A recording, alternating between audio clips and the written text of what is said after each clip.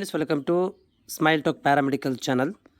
Broadcast engineering consultant India limited ಇದು government of India enterprises company.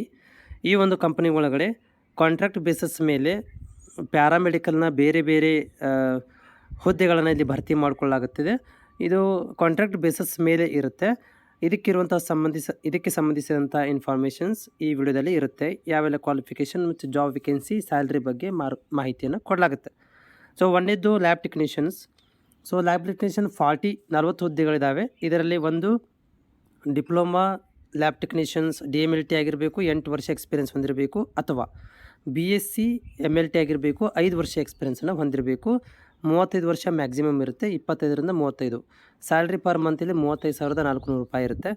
ಎರಡನೇ ಹುದ್ದೆ medical record technician. 7 ಹುದ್ದೆಗಳನ್ನು ಕೊಡಲಾಗಿದೆ. ಮೆಡಿಕಲ್ ರೆಕಾರ್ಡ್ ಟೆಕ್ನಿಷಿಯನ್ಸ್ ಇಲ್ಲಿ BSc ಮೆಡಿಕಲ್ ರೆಕಾರ್ಡ್ ಅಥವಾ PUC ಮೇಲೆ ಮೆಡಿಕಲ್ ರೆಕಾರ್ಡ್ ಕೋರ್ಸ್ ಕಂಪ್ಲೀಟ್ ಆಗಿರಬೇಕು, ಜೊತೆಗೆ 2 ವರ್ಷ ಎಕ್ಸ್ಪೀರಿಯೆನ್ಸ್ನು ಕೂಡ ಇಲ್ಲಿ ಹೊಂದಿರಬೇಕಾಗತ್ತೆ. ಇಲ್ಲಿ ಏನಂದರೆ 30 ವರ್ಷ ಮ್ಯಾಕ್ಸಿಮಮ್ ಕೊಟ್ಟಿದ್ದಾರೆ. 22,000 ರೂಪಾಯಿ ಸ್ಯಾಲ್ರಿ ಇರುತ್ತೆ. ನೆಕ್ಸ್ಟು ಮೆಡಿಕಲ್ ಸರ್ವಿಸ್ ಆಫೀಸರ್ ಅಂತಿದೆ. ಇದು MSW ಅಥವಾ ಸೋಷಿಯಲ್ ವರ್ಕ್ ಆದವರಿಗೆ ಕೂಡ ಇದು ಎಕ್ಸ್ಪೀರಿಯೆನ್ಸನ್ನು ಕೊಡಲಾಗಿದೆ. ಇದಕ್ಕಿಲ್ಲಿ 5 ವರ್ಷ ಎಕ್ಸ್ಪೀರಿಯೆನ್ಸನ್ನು ಹೊಂದಿರಬೇಕು, 35,000 ರೂಪಾಯಿ ಸ್ಯಾಲ್ರಿ ಇರುತ್ತೆ. ನೆಕ್ಸ್ಟ್ ಇದು OT ಟೆಕ್ನಿಷಿಯನ್ಸ್. 32 ಹುದ್ದೆಗಳನ್ನು ಕೊಡಲಾಗಿದೆ. OT ಟೆಕ್ನಿಷಿಯನ್ಸ್ಗೆ ಒಂದು BSc OT ಪ್ಲಸ್ 5 ವರ್ಷ ಎಕ್ಸ್ಪೀರಿಯೆನ್ಸ್ ಆಗಿರಬೇಕು, ಅಥವಾ PUC ಮೇಲೆ BSc ಡಿಪ್ಲೊಮಾ OT ಟೆಕ್ನಿಷಿಯನ್ ಮತ್ತು 8 ವರ್ಷ ಎಕ್ಸ್ಪೀರಿಯೆನ್ಸನ್ನು ಆಗಿರಬೇಕು. ಮ್ಯಾಕ್ಸಿಮಮ್ ಇಲ್ಲಿ 35 ವರ್ಷ ಕೊಡಲಾಗಿದೆ. 25ರಿಂದ 35 ವರ್ಷ ಏಜು. 35,400 ರೂಪಾಯಿ ಸ್ಯಾಲ್ರಿ ಇರುತ್ತೆ. Next junior physiotherapist. ಇಲ್ಲಿ PUC ಸೈನ್ಸ್ ಮೇಲೆ ಡಿಗ್ರಿ ಏನಾಗಿರಬೇಕು, ಫಿಸಿಯೋಥೆರಪಿ BPT ಆಗಿರಬೇಕು. ಇಲ್ಲಿ ಕೂಡ 21ರಿಂದ 30 ವರ್ಷ ಏಜ್ ಇರಬೇಕು. ಆಮೇಲೆ ಇಲ್ಲಿ 35,400 ರೂಪಾಯಿ ಸ್ಯಾಲ್ರಿ ಇರುತ್ತೆ. Next radio technicians. Radiology technicians ಇಲ್ಲಿ BSc ರೇಡಿಯೋಲಜಿ ಆಗಿರಬೇಕು, ಅಥವಾ ಡಿಪ್ಲೊಮಾ ರೇಡಿಯೋಲಜಿ ಅಂದರೆ ನಾವೀಗ DMIT ಅಂತ ಕರಿತೀವಿ. ಅದು ಕೂಡ ಇಲ್ಲಿ 15 ಹುದ್ದೆಗಳನ್ನು ಇಲ್ಲಿ ಕೊಡಲಾಗಿದೆ. ಅದರ ಜೊತೆಗೆ 35,400 ರೂಪಾಯಿ ಸ್ಯಾಲ್ರಿ ಇರುತ್ತೆ. ಎಕ್ಸ್ಪೀರಿಯೆನ್ಸ್ ಕೂಡ ಇಲ್ಲಿ ಕೇಳಲಾಗಿದೆ, 2 ವರ್ಷ.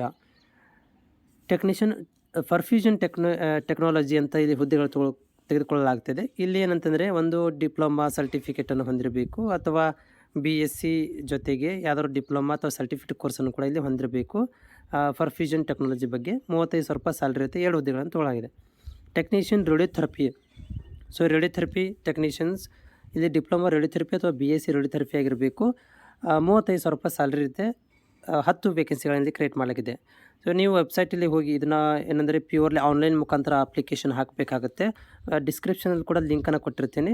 ಅಲ್ಲಿ ಹೋಗಿ ನೀವು ಏನು ಮಾಡ್ಬೋದು ಅಂತಂದರೆ ಈ ಒಂದು ಅಪ್ಲಿಕೇಶನ್ಸನ್ನು ಹಾಕ್ಬೋದು. ಅದ್ರ ಜೊತೆಗೆ ಇದಕ್ಕೆ ಅಪ್ಲಿಕೇಶನ್ ಕೊನೆಯ ದಿನಾಂಕ 27/3/2024 ಇರುತ್ತೆ.